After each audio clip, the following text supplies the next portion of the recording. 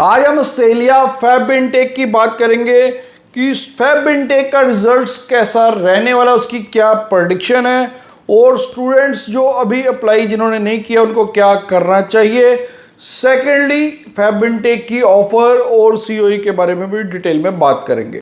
Bells Overseas, the sound of your future. Hello everyone, मैं Kapil Bhatia bells overseas से। Bells overseas से आप कोई भी क्वेश्चन या क्वेरी कर सकते हैं, हमें नीचे कमेंट करके हम हर कमेंट का आपको इंडिविजुअली रिप्लाई करते हैं। ऑस्ट्रेलिया में मेजरली स्टूडेंट्स अब फैब इनटेक में अप्लाई कर रहे हैं और कुछ स्टूडेंट्स अभी भी सोच विचार कर रहे हैं। तो सबसे पहले तो मैं उन्हीं स्टूडेंट्स को कहना चाहता हूं कि आप डायरेक्टली अप्लाई कर दीजिए। आप एक गलती करते हैं, बहुत सारे स्टूडेंट्स पता नहीं क्यों ये गलती करते हैं। मैं बार बार ये समझाता हूँ कि ये आपके लिए बहुत ज़रूरी है कि आप एक यूनिवर्सिटी में अप्लाई मत कीजिए।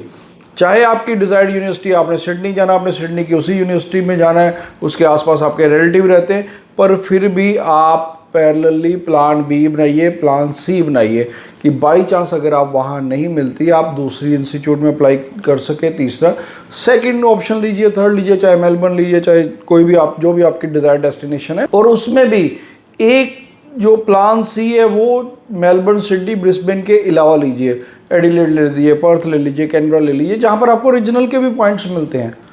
तो उसमें भी आप प्लान सी में जरूर लीजिए ताकि आपका कम से कम ऑस्ट्रेलिया का फैब इनटेक ना मिस हो। क्योंकि आपको पता है कि ऑस्ट्रेलिया में सबसे ज़रूरी है कि गैप को ऑस्ट्रेलिया बहुत सीरियसली लेता है। इसलिए क्यों हमने गैप डलवाना है, हमने फैब में ही जाना है तो फैब में ये कीजिए।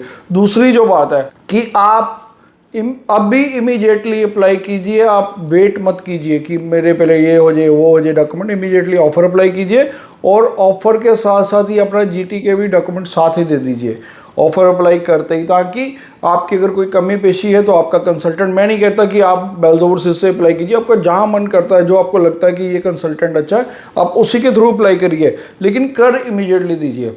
अब मैं बात करता हूं कि मेजरली ऑफर और सीओई, हमें बहुत सारे कमेंट भी आते हैं, फ़ोन भी आते हैं कि हमारा ऑफर नहीं आ रहा। उनकी गलती यही होती है कि एक ही जगह अप्लाई किया होता है, तो 2-3 जगह अप्लाई करोगे तो कहीं ना कहीं से ऑफ़र आ जाएगी।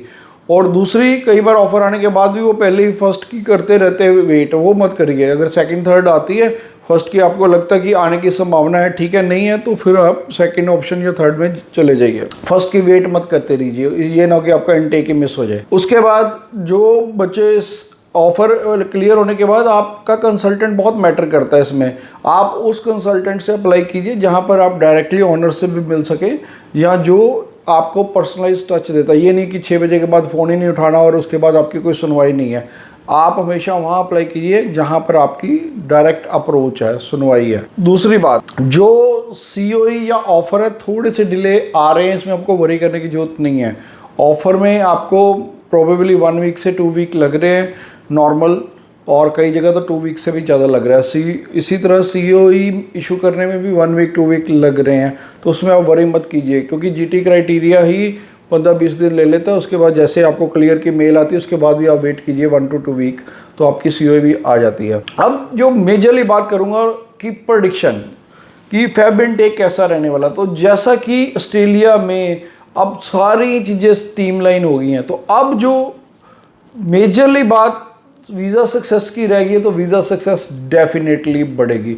अगर मैं अभी भी बात करूं तो अभी भी रिसेंटली जो वीज़ा सक्सेस है 70 से 80% है, और हमें उम्मीद है कि फैब इनटेक की 80 to 90% के करीब वीज़ा सक्सेस जाएगी।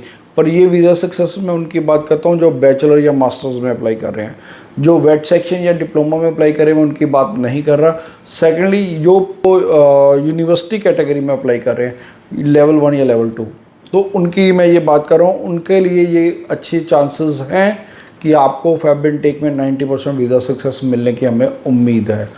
तो फिर भी अगर आपको कोई भी डाउट है, आप कोई क्वेश्चन है, या आप अपने प्रोफाइल के बारे में पूछना चाहते हैं कितने % वीज़ा सक्सेस या आपका रिजल्ट्स कितनी देर तक आएगा, तो सारी डिटेल आप हमें नीचे कमेंट कर सकते हैं, हम आपको हर कमेंट का रिप्लाई करते हैं। Thanks for watching. Bells Overseas, the sound of your future.